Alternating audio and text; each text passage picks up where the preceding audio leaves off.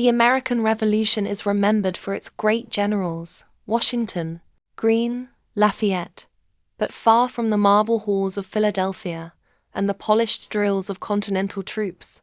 Another war raged in the swamps, pine forests, and dusty backroads of the South. A war so brutal, so personal, that neighbors often fought neighbors, and mercy was a rare visitor.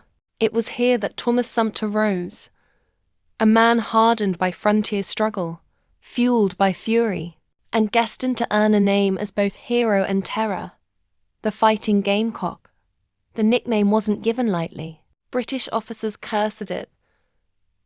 Patriots whispered it like a badge of honor. Sumter's militia struck with sudden violence, scattering redcoats, burning supplies, and leaving fear in their wake. He was a commander who embodied defiance itself. Cunning, relentless, and utterly unwilling to bow. Yet history often forgets him. His contemporaries, Francis Marion the Swamp Fox and Andrew Pickens the Wizard Owl, captured more of the limelight. But in the blood-soaked backcountry of South Carolina, no one embodied the ferocity of resistance more than Sumter. This is his story, of a man who rose from nothing, fought like a predator in the shadows, and became the nightmare of the British Southern Campaign. His life reveals not just the victories, but the scars, the ruthless tactics, and the enduring legacy of one of America's fiercest warriors. Thomas Sumter was not born into wealth or privilege. Born in 1734 in Virginia, his childhood was marked by the struggles of frontier life. The edges of the colonies were harsh places, where survival required toughness and cunning. Orphaned young, Sumter grew up self-reliant, learning to fight for every advantage. By his early 20s, he had already served as a soldier in the French and Indian War. He marched with British forces against the Cherokee and other native tribes, earning scars and experience in the kind of irregular warfare that would later define his legend. These frontier campaigns taught him the brutality of war. Ambushes in the forest, supply lines cut, villages destroyed. War was not about ceremony. It was about survival. Sumter wasn't just hardened physically. He developed a relentless ambition. Unlike many revolutionary leaders with fine educations and aristocratic ties, Sumter built his reputation with his fists, his rifle, and his willpower. After military service, he tried his hand at business and land speculation, gradually carving out a modest life in South Carolina. But he never shook the hunger for combat. By the 1770s, as tensions between Britain and the colonies boiled, Sumter was already respected as a tough leader of men. When South Carolina exploded into rebellion, he answered the call, raising militia forces from among his neighbors, farmers, and frontiersmen. They weren't polished soldiers, they were hunters, trappers, and dirt farmers, but under Sumter, they became a weapon of terror against the redcoats. His early actions earned him recognition. By 1780, with Charleston fallen and the South seemingly crushed, Sumter emerged as a flicker of hope. He would become the thorn in Britain's side, a man whose personal toughness and refusal to quit inspired others to keep fighting when the revolution seemed lost. This was the making of the Fighting Gamecock, not in speeches or grand halls, but in the mud and fire of frontier warfare. The revolution in the South was unlike anything in the North. After Britain captured Charleston in May 1780, the Crown believed the South could be subdued quickly. Loyalists flocked to their side. But instead of peace, South Carolina descended into civil war. Here, battles weren't neat lines of infantry. They were raids, ambushes, massacres. Families were torn apart, brother against brother, neighbor against neighbor. Barns burned, crops were destroyed, and civilians lived in constant fear. In this cauldron of violence, Thomas Sumter rose. Unlike the Continental Army, Sumter's militia fought on their own terms. They struck at British convoys, intercepted supplies, and melted back into the forests and swamps. To Loyalists, he was a bandit and murderer. To patriots, he was salvation. It was during these desperate months that Sumter earned his nickname. After one fierce engagement, a British officer compared him to a fighting gamecock, the breed of rooster known for its unyielding aggression in battle. The name stuck, carried with both dread and admiration. British General Cornwallis and his infamous cavalry commander, Banastre Tarleton, viewed Sumter as a serious threat. His raids disrupted supply lines and forced the British to commit resources to hunt him down. Yet no matter how hard they pursued him, Sumter escaped, regrouped, and struck again. In the summer of 1780, with Charleston fallen and the British seemingly in control, South Carolina's hope lay not in organized armies, but in men like Thomas Sumter. His militia was not uniformed, nor well supplied. They wore buckskin or tattered homespun, armed with whatever muskets, rifles, or knives they could find. But under Sumter, they became a disciplined force in their own wild way. Sumter understood that he could not face the British in open field battles. Instead, he turned to the tactics he had mastered years earlier during the French and Indian War: ambush, hit and run, and ruthless strikes at supply lines. He knew that to keep the revolution alive, he had to keep the enemy unsettled. One of his first major actions came at Carey's Fort, where he captured hundreds of British prisoners and seized much-needed supplies. Word spread like wildfire. The Gamecock was on the attack.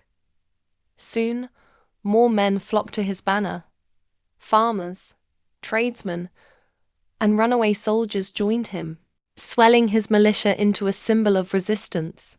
But it was not just his successes that gave him his legend. It was his resilience.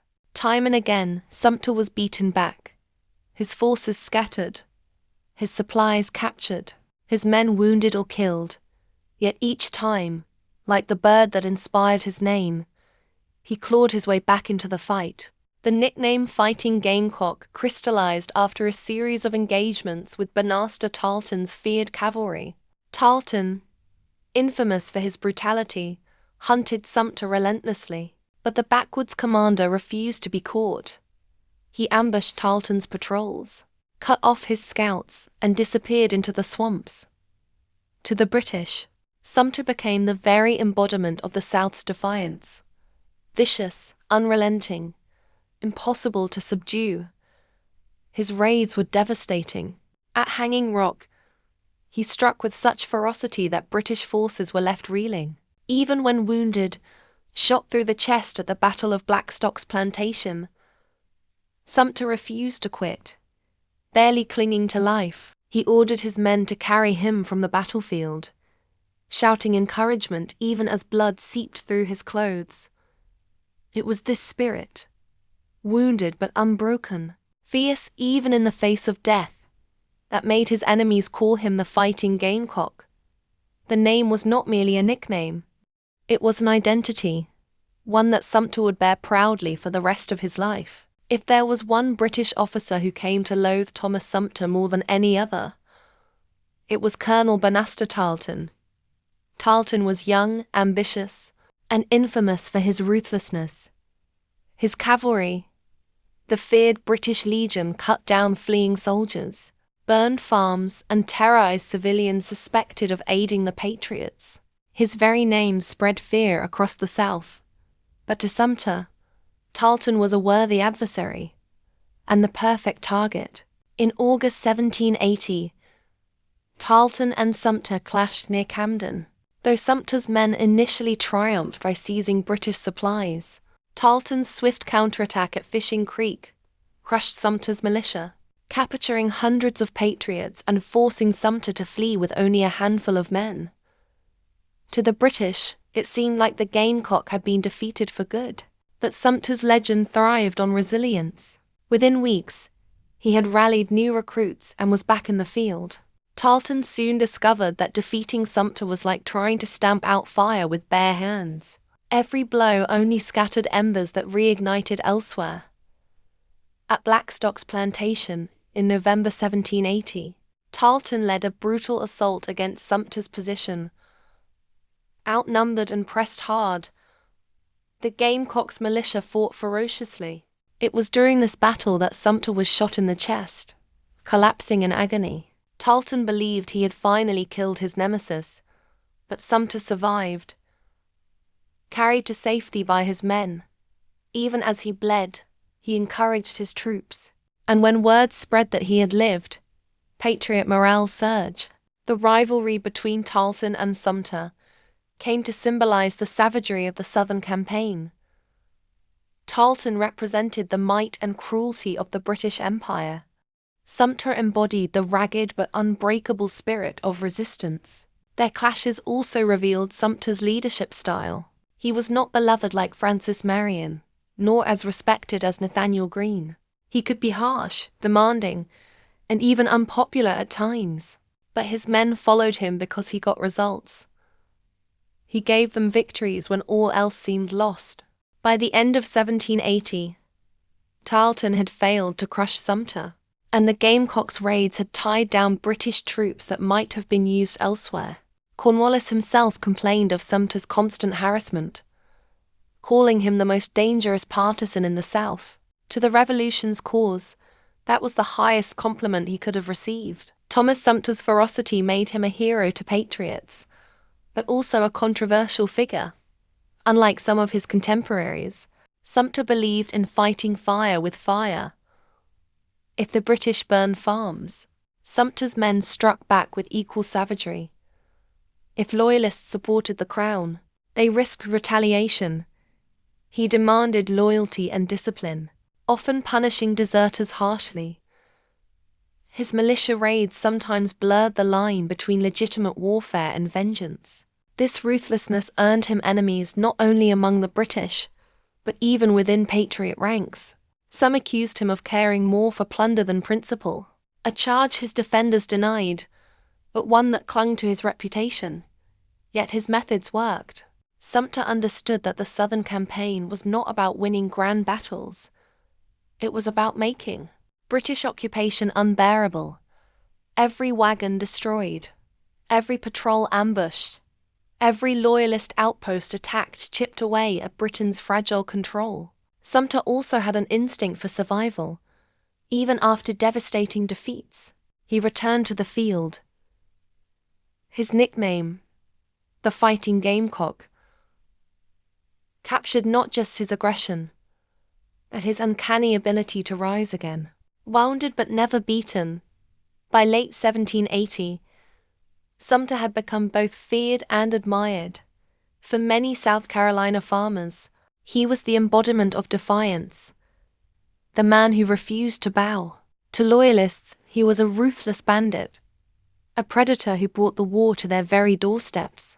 And to the British, he was a constant reminder that victory in the South would not come easily. By the winter of 1780, the Southern campaign was in disarray. The British controlled Charleston and much of the South Carolina lowlands. Loyalist militias operated freely, terrorizing Patriot families. The Continental Army had suffered crushing defeats. To many, the Revolution in the South looked lost. Then came Nathanael Greene, sent by George Washington to rebuild the Southern cause. Greene brought discipline, strategy, and calm resolve. He understood something crucial. The war in the South would not be won through a single decisive battle. It would be won by grinding down the British, stretching their supply lines, and keeping resistance alive until their resources collapsed. To do this, Greene needed the partisans, the backwoods warriors who knew the swamps, the hills, and the byways of the Carolinas. And among them, none was more valuable than Thomas Sumter. At first, the alliance was uneasy. Sumter was fiercely independent.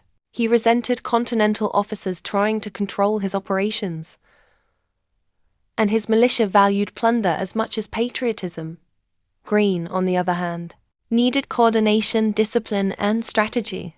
The two men clashed in correspondence, with Greene at one point exasperated enough to call Sumter's conduct ungovernable. Yet both recognized the necessity of cooperation. Greene could not defeat Cornwallis without Sumter's relentless raids, and Sumter, though proud, saw that Greene's broader strategy could turn the tide. Throughout 1781, Sumter's militia worked in concert with Greene's army. While Greene maneuvered across the Carolinas, drawing Cornwallis into costly chases and battles like Guilford Courthouse, Sumter struck at British outposts and supply lines. His raids forced Cornwallis to divert troops, weakening the British army at critical moments. This dual strategy, Greene's maneuvers and Sumter's raids, led the British dry Cornwallis, though victorious on battlefields like Guilford Courthouse, lost men and supplies he could not replace. His frustration with Sumter only grew as the Gamecock seemed to appear everywhere, harassing convoys, cutting off communication, and rallying more recruits to the Patriot cause. By the time Cornwallis abandoned the Carolinas and marched into Virginia, Sumter's role had been decisive. He had not delivered grand victories like Washington at Trenton or Greene at Guilford, but his unrelenting pressure had made British control of the South impossible. The alliance between Greene and Sumter was a marriage of necessity. But it worked. Together, they transformed the revolution in the South from a struggle of survival into a march toward victory. The year 1781 marked the turning point. The Patriot cause in the South, once smothered under British occupation, now blazed with new life. Sumter's raids, Francis Marion's swamp warfare, and Greene's maneuver campaigns had transformed the Carolinas into a quagmire for the British. For Sumter, the fight was both personal and relentless. He had been wounded, hunted, and dismissed by critics, yet he pressed on. His militia remained a thorn in Cornwallis's side, striking outposts, ambushing supply trains, and cutting off communications. The British, exhausted and unable to stamp him out, began withdrawing toward the north. Cornwallis moved his army into Virginia, hoping to regroup and strike at the heart of the rebellion.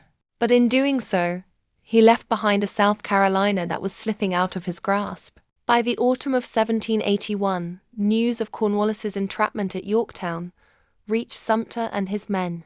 For years, they had fought in swamps and backwoods, often without recognition, enduring hunger and hardship now. Their sacrifices bore fruit. The British surrender at Yorktown did not immediately end the war, but it marked the collapse of Britain's hopes. Sumter's role in this victory was indirect but vital. Without his constant raids, Cornwallis might have maintained control of the South, giving Britain the stronghold it needed. Instead, Sumter and the other partisans made the South a bleeding wound that the Empire could no longer sustain. Yet even in triumph, Sumter's reputation remained complex. To some, he was a hero, the fighting gamecock who never yielded. To others, he was too harsh, too focused on plunder, too quick to alienate allies. But there was no denying his impact. He had carried the revolution on his shoulders when the cause seemed lost, keeping the fire alive until reinforcements and strategy turned the tide. When the revolution ended, Thomas Sumter did not fade quietly into history. He returned to his plantation, rebuilt his fortune, and entered politics, eventually serving in Congress and the Senate. He lived to the remarkable age of 97, one of the last surviving generals of the Revolution.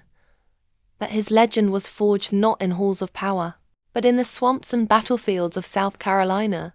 The fighting gamecock became a symbol of defiance, a man who embodied the stubborn, unyielding spirit that made the revolution possible. His legacy endured in unexpected ways. The University of South Carolina would later adopt the gamecock as its mascot, a tribute to Sumter's ferocity.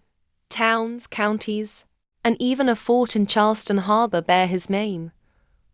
To this day, his memory lingers not as a polished statesman, but as the relentless warrior who refused to bow. Yet Sumter also reminds us of the revolution's complexities. He was not a flawless hero. He could be ruthless, divisive, and unyielding to a fault. His men sometimes blurred the line between freedom fighters and marauders. But history often belongs to those who refuse to quit. And Sumter refused more fiercely than most. In the larger story of America's independence, Thomas Sumter stands as proof that the Revolution was not won solely by the brilliance of Washington or the diplomacy of Franklin. It was also won by rough, relentless fighters in the backcountry. Men who clawed, bit, and scratched for freedom in the mud and blood of forgotten battles.